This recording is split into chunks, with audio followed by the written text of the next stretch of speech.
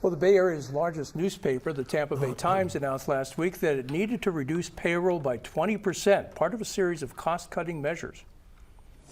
The Times says it will offer buyouts to its roughly 270 full-time employees, which includes about 100 journalists in the newsroom. In a letter to Times staff, Chairman and CEO Conan Gallady said employees have until August 16th to decide if they want to seek a buyout package, which at maximum is 12 weeks of pay. Gallady said layoffs will follow later this month if the savings from the volunteer buyouts fall short of the target.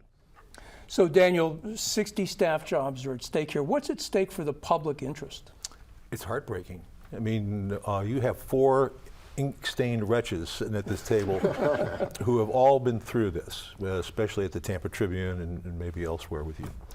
And so when this happens, it is like almost a family member dying, because we all love the newspaper business, and we also understand that when newspapers can't perform their watchdog function, society suffers. The alligator story is a good example of that.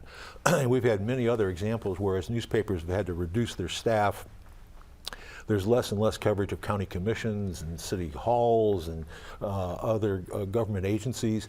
And you know, when if there's not a watchdog, it's real easy for people to get naughty. And Wendy, there have been studies that show that corruption rises where there is a news vacuum, especially a newspaper news vacuum. Oh, absolutely, no question about it. I mean, who is going to do stories like the Times project on Robert Du Bois, the guy that was wrongly convicted of murder on bite mark evidence, spent 34 years in prison?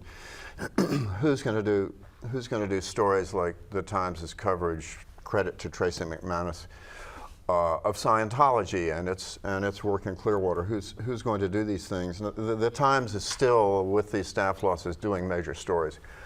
But from personal information, as somebody who has, until this happened, has been a contractor, a contributor to the Times, I know that they're losing 2 of their most important reporters in terms of connections in Hillsborough County, leaving very, very few, very, very little reporting muscle for them in Hillsborough County.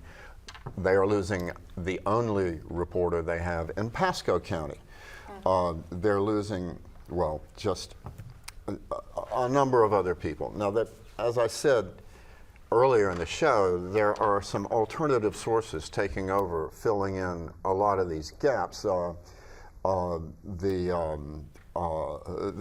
expose on Bridget Ziegler, who was mentioned in the piece on Moms for Liberty, was done by a new nonprofit newsroom,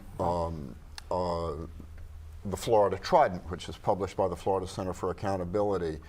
ProPublica is doing many major scoops. The Center for Public Integrity recently did a major story on wild spending by a Sarasota County commissioner.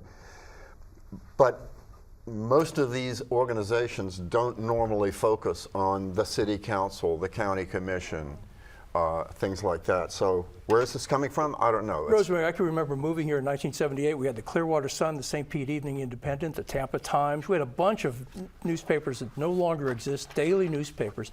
But what do we do about this? How do we fix this problem? Whereas as these guys are saying, city council isn't getting covered, county commissions aren't getting covered the way they should be. How do we fix it? Yeah, no, my hairdresser said her second grader came home from school one day and had an assignment to do something out of the newspaper. And he said, "Mommy, what's a newspaper?" Since like 2000, I think 2,500 newspapers have closed, and the trend line is clear. And what can be done about it? I mean, the reason that, and I feel bad for the people who are getting laid off and the people who are having to take the buyout, trying to protect their future. And I also feel bad for the people who are having to make these decisions. It is no fun to sit in the chair and have to tell somebody they are laid off. Nobody got into the business for that.